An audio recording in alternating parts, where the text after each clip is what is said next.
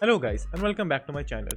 Today I'm going to show you how you can create a creative blur in Photoshop. So firstly open up Photoshop, then choose an image,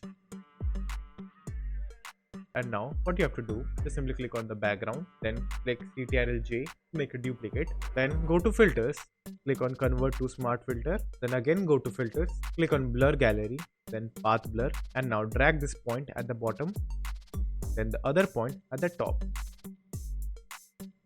Then from the center point, make a curve.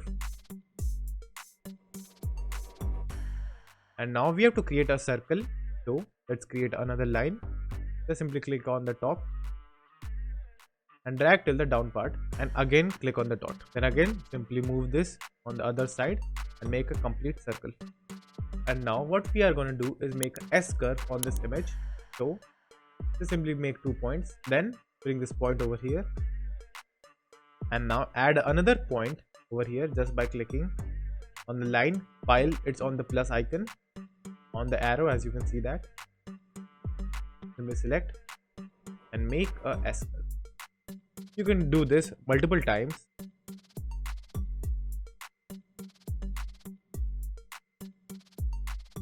So after you're done making the lines, just simply press OK.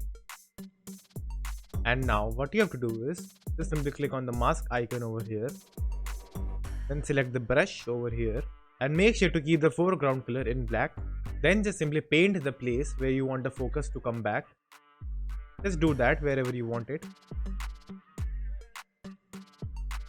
So after you're done with your image, you can now just simply save it by going in File, then Save As, choose the location and save. And that's it. Thank you for watching, and do like and subscribe to my channel, and take care.